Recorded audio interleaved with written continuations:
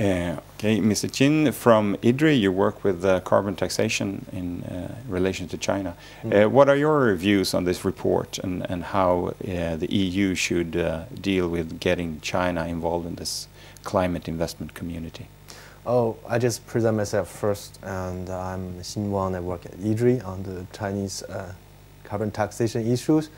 And I spend more than a quarter of my life each year in China working with my friendly Chinese colleagues, counselors, and officials on the related issues, climate change and low carbon economy in China. And I'm trying to bring more specific projects at Iddri.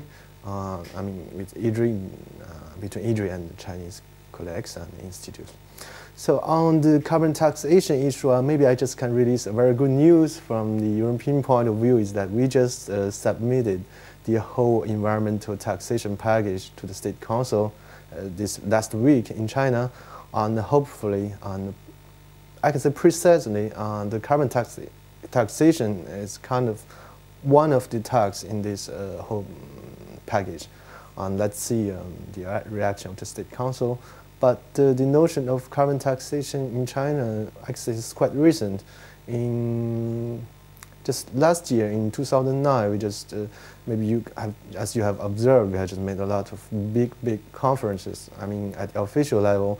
And the people, when I say people, is the Chinese officials and the political councillors. They are really talking about seriously and officially at the interministerial level on the issue of setting a carbon price in China by carbon tax or cap and trade system, just like people just mentioned.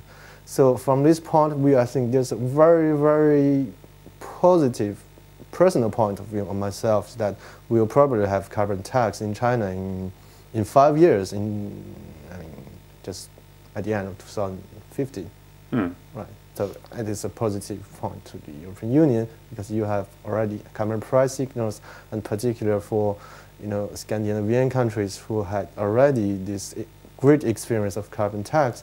And I'm sure there are a lot of lessons and exchange will be made in the near future with China. Somebody here at the seminar stated that it is quite arrogant of Europe asking China to join a European investment community. How do you think we, in the best manners, can cooperate between Europe and China? Well, I'm afraid I have to say that China maybe is used to this arrogance of the Western countries. Well, I'm not a diplomatic person, but the best way, not only the manner, the general way to deal with Chinese colleagues perhaps is to understand the real needs, real demands of the Chinese economy. And what are those? What are those? For example, not very concretely, but sometimes they're different at macroeconomic level. The needs for the central government and needs for local governments. And sometimes they're quite divergent.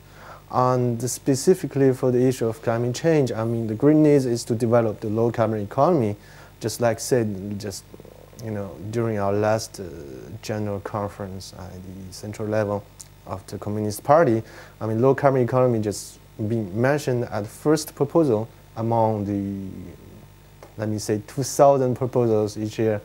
And state leaders, Premier Wen Jiabao and Hu Jintao, continuous, repeat the word low carbon development and important to China.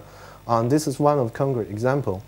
And I think Europe and China, over this issue, we will have a very nice future together.